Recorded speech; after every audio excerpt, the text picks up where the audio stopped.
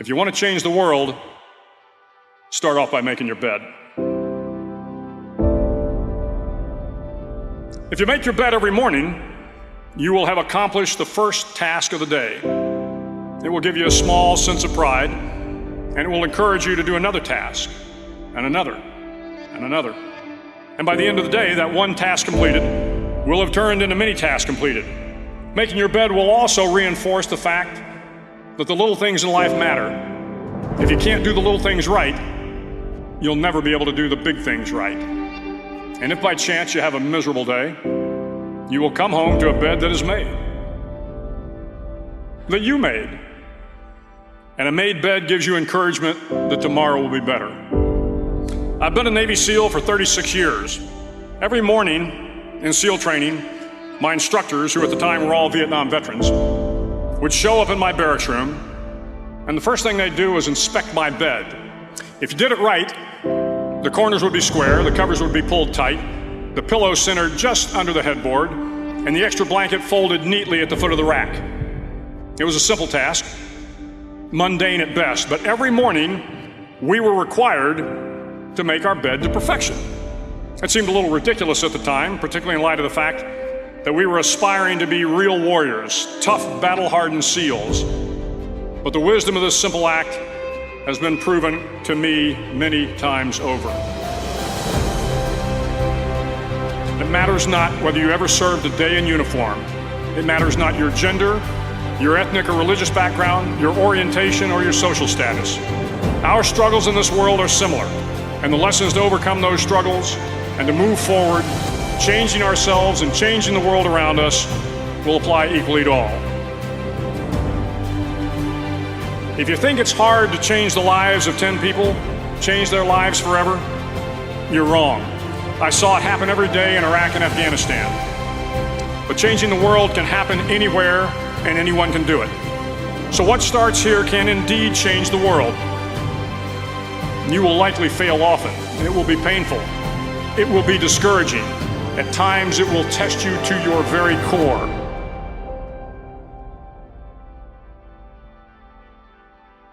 At that darkest moment of the mission is a time when you need to be calm, when you must be calm, when you must be composed, when all your tactical skills, your physical power, and your inner strength must be brought to bear.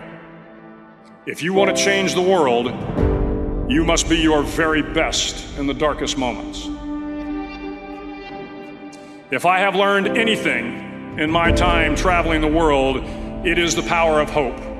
The power of one person, a Washington, a Lincoln, King, Mandela, and even a young girl from Pakistan, Malala. One person can change the world by giving people hope. Start each day with a task completed. Find someone to help you through life. Respect everyone. Know that life is not fair and that you will fail often.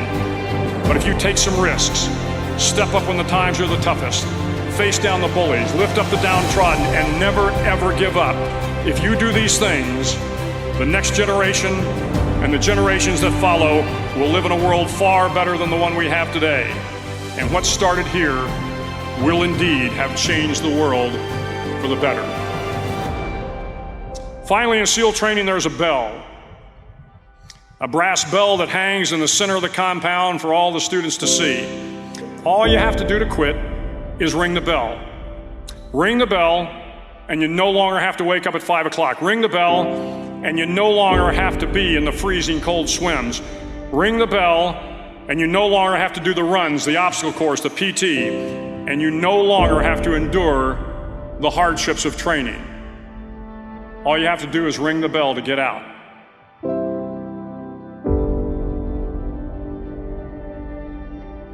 If you want to change the world, don't ever, ever ring the bell.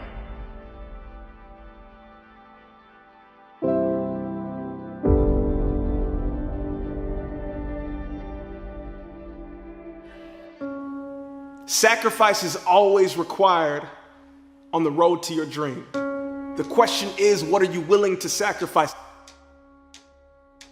I heard a story that was powerful. It's a story of a general who is leading his men into war. And as they got into their fleet of boats, they were going to take an island. As they reached the island, the men got off the boats and the general gathered his men before they went into battle. He looked at them and he gave them 3 words: burn the boats. Now, this was powerful because he's telling them there is no retreat. Absolutely no retreat. Like option A is the only option. Option B isn't possible. And he instilled into his men a mindset of courage and clarity, of conviction that allowed them to understand that this is the energy that you need to go and win this battle. The reason why this story is so powerful because each and every one of us, as we're going into the battle of life, whatever it is that we are trying to accomplish, this mindset is necessary. Like you dream getters, when you're going after a goal, when you're going after your aspirations, when you're going after something that might feel different to you, it might be bigger than the shoes that you're in right now, what it's telling you, what the general was telling his men was that I need your mindset to be ready for the war that we have in front of us. And oftentimes, many of us step into new scenarios and new arenas with doubt. We're clouded with doubt. And we wonder why it is so difficult for us to grow into the best version of ourselves. And if you don't have what you want, stop telling yourself the story because you don't have the money, you don't have the time. It's because you haven't committed yourself where you would burn your boats. If you want to take an island, burn your boats, and you will take the island because people, when they're going to either die or succeed, tend to succeed. And the general was looking at his men and he understood that he needed to literally light a fire within them. He needed to ignite something in them that let them know that he was going to lead them to victory and nothing else. And oftentimes for many of us, that is a difficult mindset to get into. It is very difficult to step into a new arena, a new situation, a new environment, and have the courage, the confidence, the conviction, and the clarity to know that is yours for the taking. Sometimes it will be time. Sometimes it will be effort. Sometimes it will require isolation. Sometimes it will require you to put yourself in environments where you have to grow. Sometimes it will require you to make new relationships and put yourself in environments that you're not aware of. Are you willing to make the necessary sacrifices to become the individual that you need to be to go after that dream? So my question to you, as we step into a new arena, as we're growing into the best version of ourselves, have we burned our boats? I'm on government assistance and I run out of money and I had to buy Pampers for Jelani. And I had $11.42 in the bank. And I remember wrapping my son in a towel for 2 days. I remember the second day, like you said, I had my hand on Jelani's stomach and I said, "Don't worry, baby. Mommy will never be this broke or broken again." And that day, what shifted for me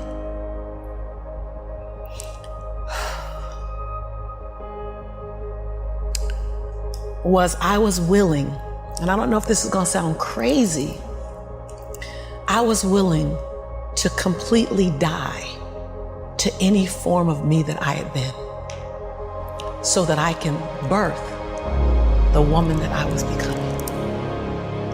The reason why a lot of people won't become who they want is because they're too attached to who they've been. And you hear it all the time when people say, "I've always been this way." Okay, well, if that's working for you, keep doing that. I knew it wasn't working for me any longer. I had hit my version of rock bottom. So I was willing to let go of everything and everybody. See, another reason why people won't get there is because the doorway is for you to fit through. You're trying to carry everybody else through because you're trying to be Rescue 911. And you got to rescue you first.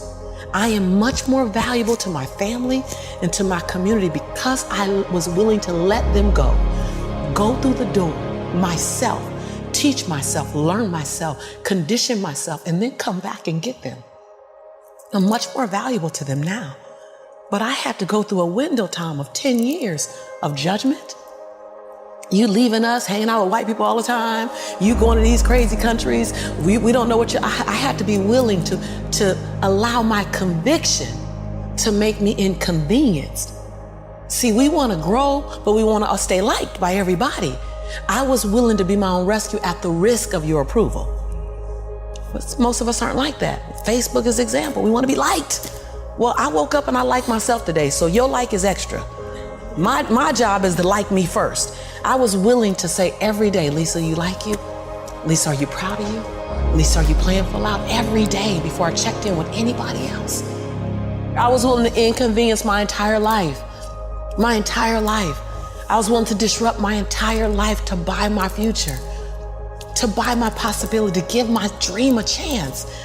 See, we're not supposed to tuck our dreams in on the pillow when we get up in the morning.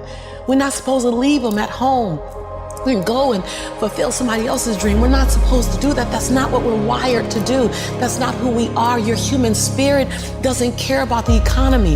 The human spirit doesn't care that my son's father went to prison. The human spirit doesn't care what's happened to your family. The human spirit doesn't care about the past. You may have been molested, or your family may have been broke, or you may have been betrayed, or you may have a divorce.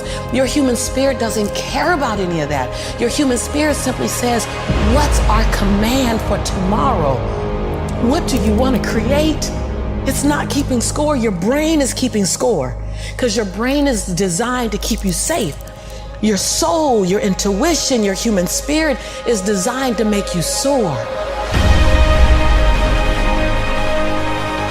When you get to the edge, your brain will always tell you to step back. It's always going to tell you to step back. Because you can fall. Always. It's going to tell you to step back. Because before you fail, the last time you did this, you saw someone else fail. You could hurt. You could be off work. It's going to tell you. It's designed to keep you safe. So you have to be willing to play between your brain and your soul. And on some days, you got to just listen to your soul. And you got to say, I'm going to leap. I'm going to get to the edge. Most people are at the edge, and you're standing at the edge, and you're watching everyone else fly. That's Pimp My Ride, Watch My Crib, all this stuff. You know, watching people's lives on Facebook. You're at the edge, watching someone else live, wondering what it's going to be like when you jump without ever jumping. And I'm just here to tell you, jump. Because only three things can happen. You're either going to jump and fly, or you're going to jump and fall on something soft, or you're going to fall down hard. Either way, you're going to get back up. You already know you got what it takes to get back up. Your greatest fear is not that you will fall. Your greatest fear is that you will live a full life and never fly. That you never leaped. You're not afraid of dying. You're afraid of dying before the world sees who you really are. Before they really get your fingerprint. Before they really feel your breath. Before they really get your contribution. Before they really feel you. That's what you don't want to happen. You don't want to leave this place without us knowing you were here. All I'm doing is giving my dream a chance. And I'm not extraordinary. You don't get off the hook. You don't get to be let off the hook. I'm an ordinary woman who chooses every day to make one more extraordinary decision.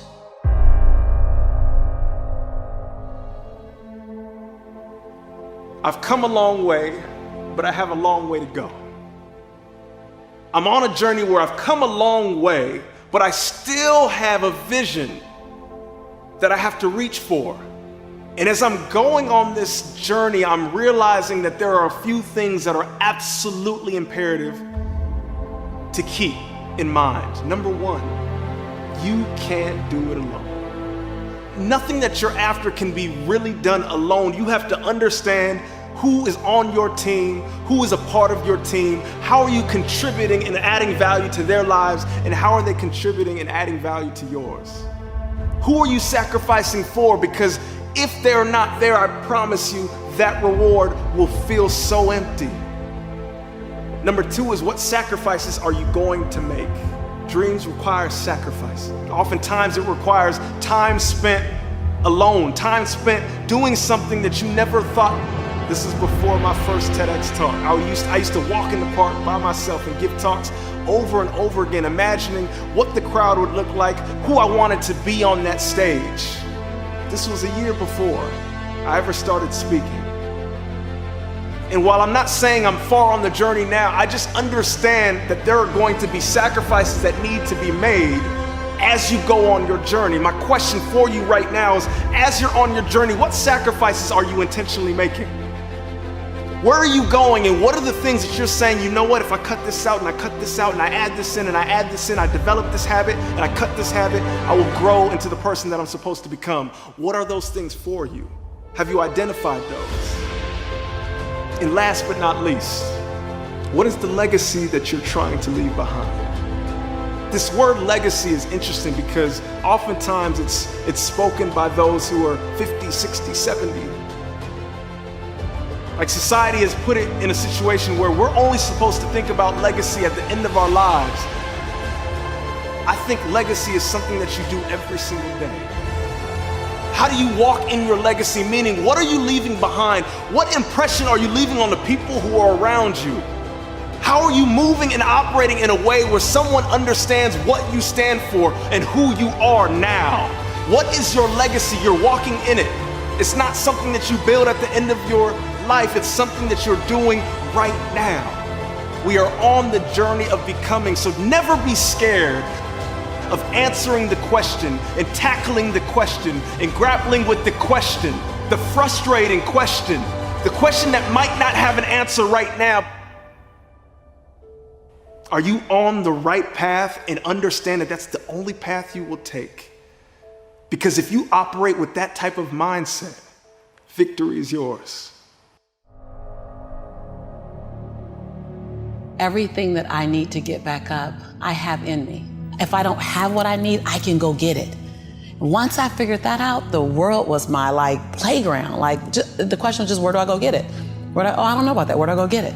Right. And I don't come from a learning background where I was a great student. I wasn't, my highest grade in school was a C+. And when I got a C+, I did the happy dance. And so I didn't have a background where studying was natural for me. Mm-hmm. But when I realized that if I go study something and I learn it, I own it, it's mine now, right. Man, it was crazy because all through school I struggled. The last time I took an English class, my English teacher told me I was the weakest writer she ever met in her entire life. Lovely. Yeah, lovely. And the same year I took a speech class, and my speech teacher, he said, quote unquote, Ms. Nichols, I recommend you never speak in public, that you get a desk job. Oh. And so That's mean. Yeah, it's just, it was demotivated people, sad people hurt, sad people make other people sad. Hurt. Bottom line, don't take it personal, hurt people hurt.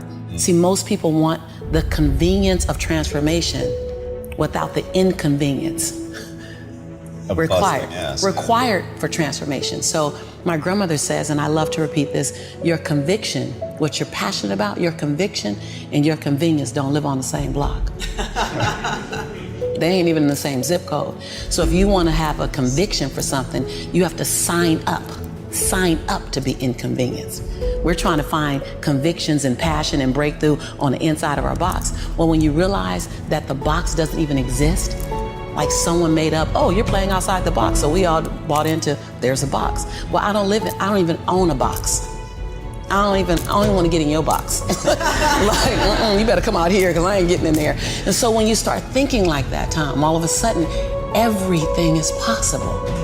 So I disrupt people when I say, you want to make me extraordinary, because it lets you off the hook. What if the God that we call God, the divine, whatever your faith is, what if there's no partial? It's not going to give me a hookup and not give you one. Not going to give me an opportunity and not give you one. I'm just going to go after it. If I die, I'm going to die on the treadmill, like Will Smith said. I'm going to be on the treadmill running. I'm just not going to stop, because I believe all things are available to us. I'm just willing to go after them. Are you willing? And then that is so disruptive, because then you got to make a decision. Because it's easier to live inside the parameters of, well, as a black woman, well, as born and raised in South Central, well, I'm dyslexic. I wrote 7 books, I'm dyslexic.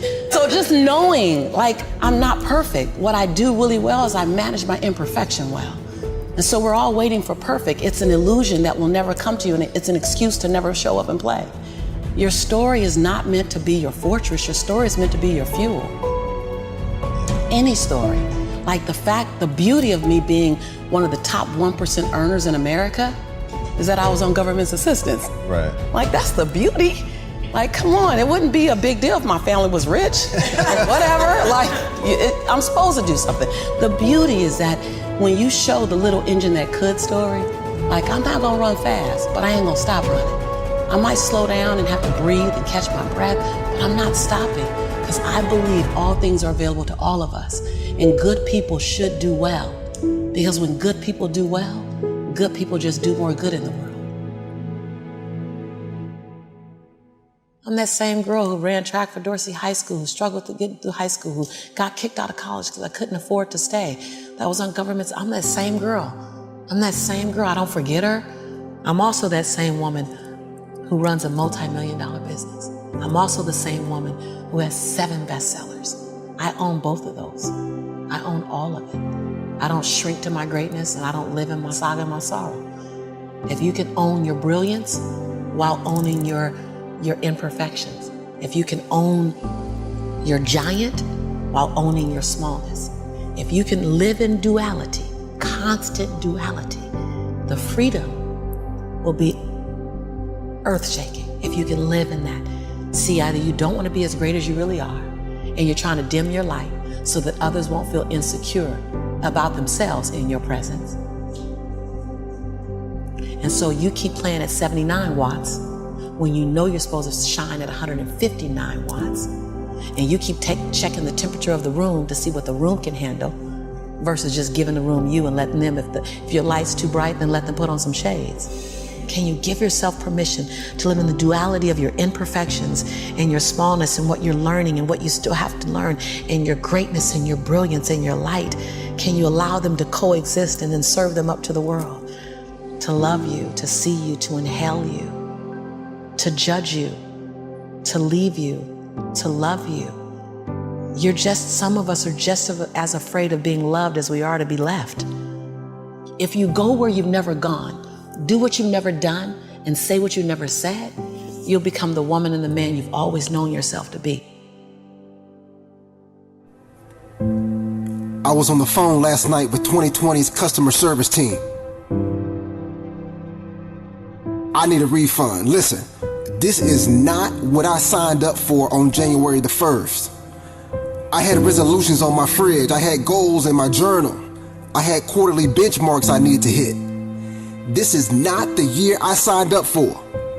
I have my receipt and I want my damn money back. You know what the lady said to me? You know what she said? We don't do refunds, Mr. Roberts. All sales are final. Make it work. Say what? There's a pandemic ravaging the globe. I can't leave my house and this woman tells me to make it work. Listen, when you sit at the poker table, you don't get to play both sides. You're not the dealer. The cards you get are the cards you get. Your hand is your hand and you gotta play it out. Now the question is, are you gonna play it out or fold? That's the question. This hand you've been dealt by the blackjack dealer called life. Are you gonna play it out or fold? Hey, we gotta play it out. And this tornado that swept through your life, through your family, the storm that has overturned your business, uprooted your dreams, this was not the plan. But let me tell you what's about to happen. Somebody is going to emerge from this crisis better than when they walked in. Out of the ashes, someone is going to rise up with the light of the gods shining on their face. Out of the pit, the warrior is going to stand up, bloody, beaten, bruised, scarred. She's going to look like she's been through hell and back, because she has. And the question is that going to be you? Okay, so your season got cut short. Now what? You gonna jump on the gram and talk about how you got gypped? How many buckets you would have had? How many medals you would have won? You gonna stop trading? You gonna stop waking up early? You gonna stop hitting the pavement? You gonna stop eating right? You gonna stop getting in extra reps? So your book deal fell through. Now what? You gonna stop writing? You gonna stop emailing publishers? You gonna stop looking for editors? Hey, listen, I get it, I understand. But you got this. Here's what winners do. They assess, adapt, advance. In the words of the great Ray Lewis, you gotta be a different creature now than you were 3 months ago. Coach, what you want me to do? Assess, adapt, advance, assess. Hey, listen, it's time to take inventory. This is a battlefield. What are your strengths? What are your weaknesses? What are the opportunities to capitalize? Adapt. How can I take advantage of this situation? What can I learn? What can I get better at? What books can I read? What podcasts can I listen to? How do I use this time to get better at my craft? That's the question. And then we gotta advance. Oh yeah, this is the time to push. This is the time to move forward. This is not the time to retreat. I'm gonna repeat that. This is not the time to retreat. Somebody's gotta win, and it might as well be you. So move. Coach, but what move should I make? Any damn move. The problem is that you're sitting on the sideline, second guessing every play, every step, every call. It's gotta feel right. The stars have to align. Get off the sideline and get in the game. You know how many things have to go right every single morning for you to wake up? There are 1,281 mechanisms in your body that have to fire in order for the human body to wake up. You're not getting up every morning on accident. You're the baddest machine on the planet. Now it's time to be the badass you were built to be. When the dust settles and COVID-19 goes the way of the bubonic plague, there are some people who are going to walk out of their houses with better bodies than they had before the lockdown. There are going to be people who will walk out of their houses fluent in a language they didn't know. There are going to be people who will walk out of their houses being able to code better than before the lockdown. There are going to be people who will walk out of their houses with a book written. That's the reality. That person's going to be you. That person's going to be me. 2020, we don't need no damn refund. We're ready to win. No struggle, no progress.